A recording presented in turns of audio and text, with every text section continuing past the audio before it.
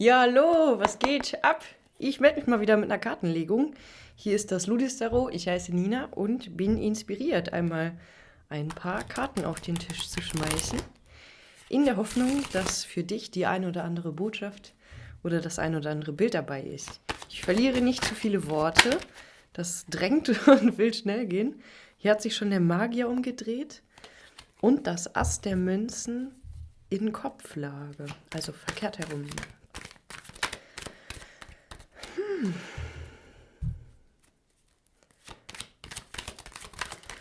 Es könnte sein, das hört sich jetzt erstmal wahnsinnig magisch enttäuschend. Hier ist was runtergefallen. Die 3 der Kelche. Oh, nochmal.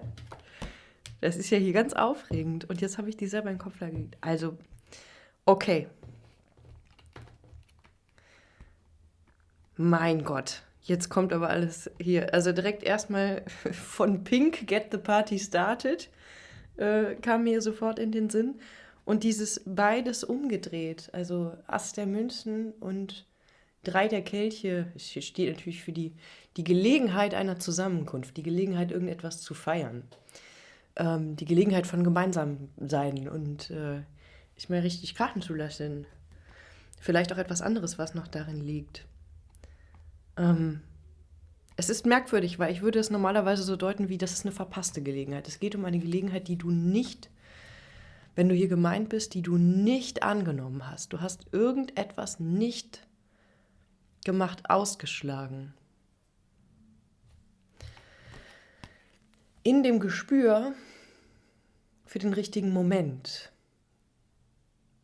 Das wäre meine erste Deutung, mein erster Impuls.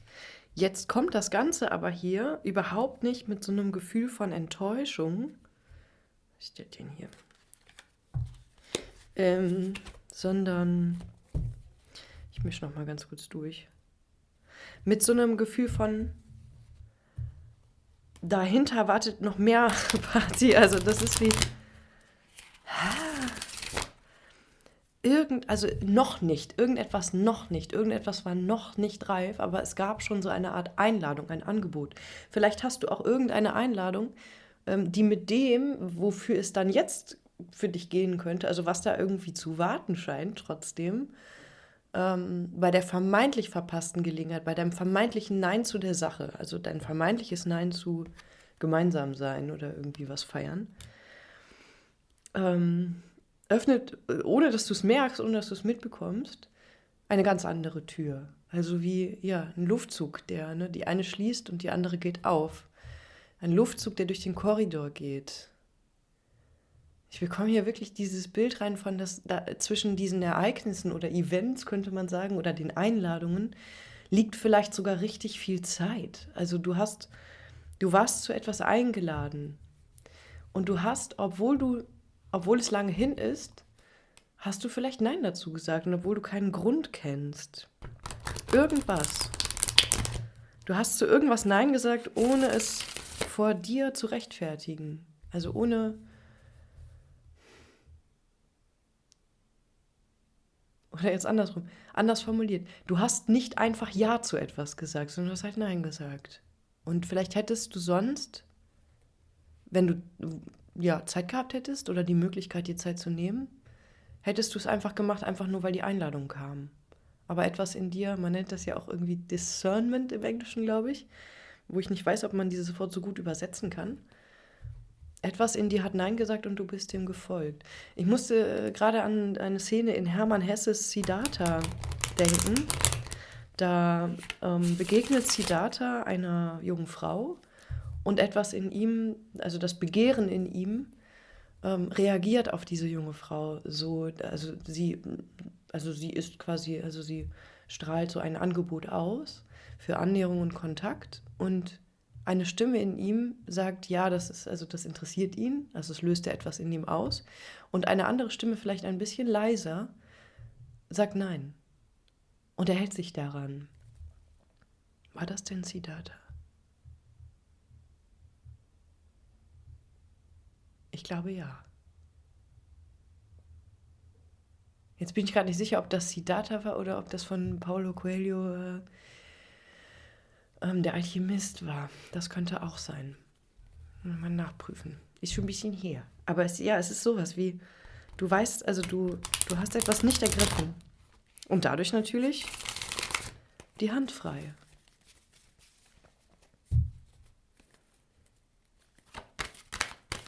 In diesem Magierbewusstsein, in diesem, ich weiß nicht, wofür das gut ist, aber irgendwie folge ich dir. Und das kann auch etwas sein wie ein Angebot oder 2 Angebote von derselben Person oder ähnlich, irgendwas Ähnliches. Hat das was miteinander zu tun? Nein. Okay. Diese Ereignisse haben oberflächlich oder inhaltlich betrachtet nichts miteinander zu tun. Okay. Es klingt komisch, aber in dem nicht logischen, also in dem, was du dir selber vielleicht nicht begründen kannst, aber dein Ruf, also eine Freundin von mir nannte das mal so schön Herzruf. Es ist, meinte sie was anderes mit, aber man kann dieses Wort vielleicht hier nutzen. Und das Wort kommt mir gerade wieder in Erinnerung. Du hattest, dein Herz hat gerufen Nein oder geflüstert Nein oder etwas, eine Instanz, die Intuition, irgendetwas, das widersprochen hat. Etwas in dir hat widersprochen. Deinem normalen Muster, also deiner Konditionierung, deinem, wie du etwas normalerweise machen würdest. Und das scheint irgendwie wichtig gewesen zu sein. Aber nicht mit dem Kalkül, wenn ich das jetzt nicht mache, dann öffnet sich vielleicht was anderes. Das gerade nicht. Nämlich in dem Unwissen, in dem Nichtwissen. Warum und wozu? Das Ass der Stäbe hatte sich hier schon umgedreht und ich habe es gar nicht gemerkt. Du hast gehandelt, obwohl du es nicht gemerkt hast. Aber das war auch wieder jetzt gerade umgedreht und ich habe es wieder gewendet.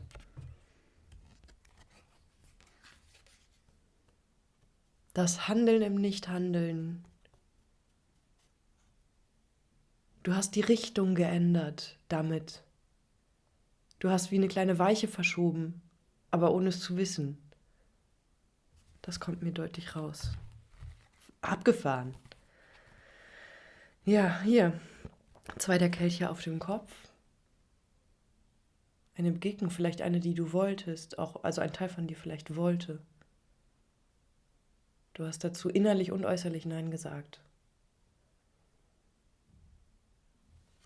Und wie, vielleicht, ja, Weisheit, genau, Weisheit kam mir eben noch durch. Eine weise Entscheidung, es war eine weise Entscheidung.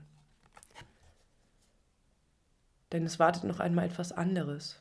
Und das ist hier im männlichen Aspekt mit dem König der Kelche, Geschlecht und Gender ist völlig wurscht, im Tarot, wie ich es verstehe, sondern es sind Archetypen und Aspekte, Tendenzen,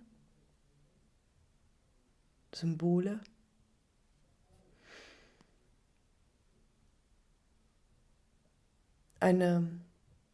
Vielleicht ein Teil von dir, vielleicht aber auch eine Person, die mehr in diesem König der Kelche-Modus ist oder dieses Vermögen, also dieses, man könnte sagen, seelische, psychische Vermögen besitzt, darauf sitzt, die eigenen Gefühle und die eigenen Gefühlswellen aushalten zu können und vielleicht auch ein bisschen für dich eine emotionale Stabilität ausstrahlt. Könnte es sein, dass du sonst diejenige oder derjenige bist oder dich als das verstehst, die sonst für emotionale Sicherheit sorgt oder irgendwie Beruhigung. Und möglicherweise steht jetzt die Erfahrung für dich an, in der offenen Tür quasi, dich emotional auch getragen zu fühlen oder auch festzustellen, wo das längst passiert, dass aber deine Erfahrungswelt mehr in diese Richtung gehen kann, dass du dich mal tragen lassen kannst von einem Menschen, der in dieser König der Kelche Stärke ist, diese Stärke besitzt, etwas halten kann, dich halten kann mal, sodass sich ein Teil von dir mal entspannen kann. Ist auch vielleicht so ein bisschen dieses, du hast dann automatisch weniger FOMO, also Fear of Missing Out, Du musst nicht ständig rumrennen und irgendwas regeln, planen, entscheiden oder was auch immer, sondern du kannst doch mal davon ablassen. Eine Karte hat sich angedeutet, es ist wie, als würde vielleicht ein alter Modus, ein altes Muster, eine alte Person, ein alter Konflikt, irgendetwas nochmal so husten, also so dieses, deine Aufmerksamkeit nochmal haben wollen. Vielleicht auch du den Impuls nochmal verspüren, doch irgendwie zu dem, in die Situation oder in die Konstellation zurückzugehen, in der du auch natürlich durch deine Funktion als emotionaler Stabilisator oder so, so eine Art Kontrolle hast. Du hast über diesen Teil, wenn du da so engagiert warst, vielleicht auch dir selber das Gefühl vermitteln können, dass du die Zügel in der Hand hast in Bezug auf diese Ebene im Miteinander. Und es könnte auch ein bisschen Mut kosten, wie ich jetzt die Karte hier nicht rausnehme, weil eine kleine Stimme in mir Nein gesagt hat, dir die Frage zu stellen, wie mache ich es oder was mache ich? Und dich für das Neue zu entscheiden, für eine neue Erfahrungsqualität. Die Königin der Stäbe. Okay, es könnte natürlich auch sein. Wir haben jetzt eine Kombination von Wasser und Feuer. Ich dachte gerade Badewanne. Also das Wasser, das auch erwärmt ist, das warme Wasser, das Wohlfühlen, das Baden können. Vielleicht auch eine Sache, bei der du, wie gesagt, völlig egal, welches Gender oder Geschlecht, du als Königin der Stäbe dich auch mal ein bisschen erhitzen kannst, also auch dein Feuer rauskommen kann, weil es etwas gibt, das dich auch auf der anderen Seite abkühlt. Das können alles immer Aspekte sein von dir selber, die jetzt miteinander sich harmonisieren, und wahrscheinlich ist das auch so, also es hat den Effekt, dass das bei dir passiert, wenn durch das Leben ein anderer Mensch das für dich übernimmt, also dass ihr zusammen Unterschiedliches zusammenbringen könnt und harmonisieren könnt in der Unterschiedlichkeit der Modi. Aber dass das auch auslösen kann, dass ein Teil von dir oder dass diese verschiedenen Teile, die ja in uns allen auch sind, das auch lernt, das geht, das ist sicher. Es ist sicher, nicht nur quasi monoperspektivisch zu sein oder nicht nur sich auf eins immer zu verlagern, sondern man könnte auch sagen, wir haben die Möglichkeit, uns auf beide Füße zu lehnen und abwechselnd, also die abwechselnde Akzentverlagerung ist das, was die Bewegung ermöglicht. Deswegen können wir dann uns fortbewegen. Die unterschiedlichen Seiten. 3 der Münzen. Arbeiten. Konstruieren. Es könnte für dich herausfordernd sein, mit dem Planen, Konstruieren und irgendwie gestalten wollen im Kopf schon sich irgendwas überlegen, wie gehst du mit irgendetwas um, mit einem Projekt, mit Menschen, vielleicht mit auch beruflichen Sachen oder mit einer Idee, die du umsetzen möchtest, mit deiner Kommunikation, mit dem Leben im Grunde, und etwas darf entstehen, etwas kann entstehen hier und ist vielleicht auch schon längst dabei zu entstehen oder im Begriff zu entstehen, in dein Leben zu treten und mit dir auch in die Welt zu treten. Dass du damit herausgefordert bist,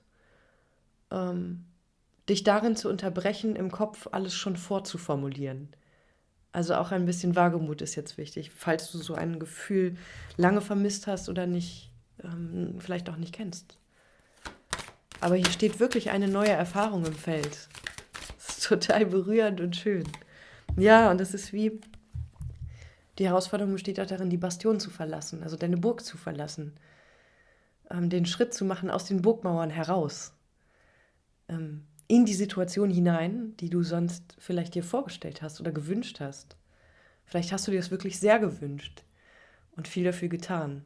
Und dann ist es manchmal so, wenn die Situation dann da ist, dann ist wir ein bisschen geschockt, weil das ist, wir wissen nicht, ob das Wasser kalt oder warm ist oder wir wissen nicht, wie sich das anfühlt, was das mit uns macht. Wir verlieren die Kontrolle in der Situation, die sicher ist. Weil die Situation ist erlaubt und etwas in uns möchte ausatmen, möchte sich entspannen, hinein entspannen in das. Aber es ist erstmal ein bisschen nervös, das ist ja ganz normal. Jetzt soll ich nichts mehr ziehen, das war es bereits. Mein Blick wandert nochmal auf diese umgedrehte Ass der Münzen. Die habe ich dir, glaube ich, noch gar nicht gezeigt. Weiß ich doch eben kurz, aber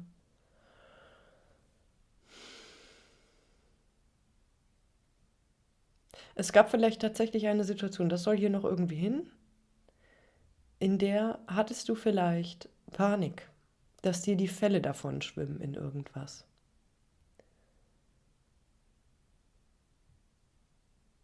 Und vielleicht gab es auch irgendwie so eine Art Angebot oder irgendeine Geste von einer Seite.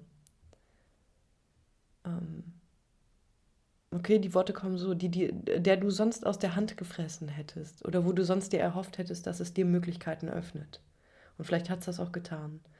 Aber es sind vielleicht jetzt, du brauchst jetzt vielleicht eine andere Währung, also du brauchst andere Münzen, anderes Material, andere Situationen, anderes substanzielles Gefühl. Und es kostet auch viel Mut, etwas auszuschlagen, wenn da vielleicht auch zum Beispiel Panik kommt, dass dann nichts mehr kommt. So eine Gelegenheit kommt nie wieder. Das sind Gedanken, die sind manchmal hilfreich, aber manchmal ist es auch das, was uns einsperrt in einem alten Muster, in einer alten Konstellation, in einem alten Verhältnis, vielleicht ein Abhängigkeitsverhältnis. Vielleicht hast du dich oder bist dabei, dich aus einem Abhängigkeitsverhältnis herauszukämpfen, oder nur aus dem Gefühl, du seist abhängig. Du seist davon abhängig, dass dir immer besondere Gelegenheiten vom Leben geschenkt werden müssen, sondern vielleicht bist du hier auch mit dem Magier auf den Trichter gekommen, dass du sie selbst initiieren kannst.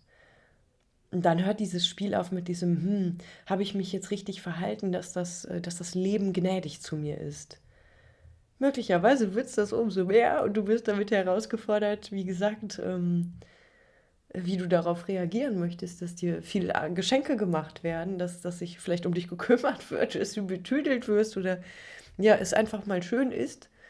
Ähm, und du merkst, ja, okay, wow, das geht jetzt nochmal eine Runde tiefer. Es könnte für dich bedeuten, auch der Verlust des Gefühls, dass du ständig um irgendetwas spielen musst, Schrägstrich kannst.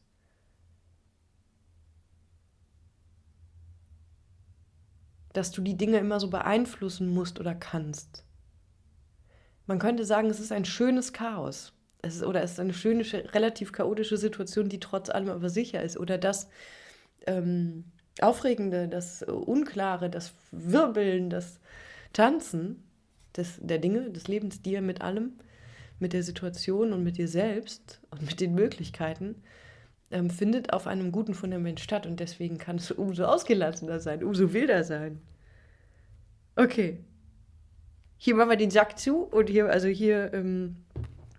kommt jetzt nichts mehr. Jedenfalls für den Moment. Und da bin ich jetzt aber ganz froh, dass ich das mal wieder gemacht habe. Ich hoffe, dass jemand was damit anfangen kann und wünsche allen eine schöne Zeit. Und schöne, was sind jetzt Feiertage? Krass, gut. Tschö.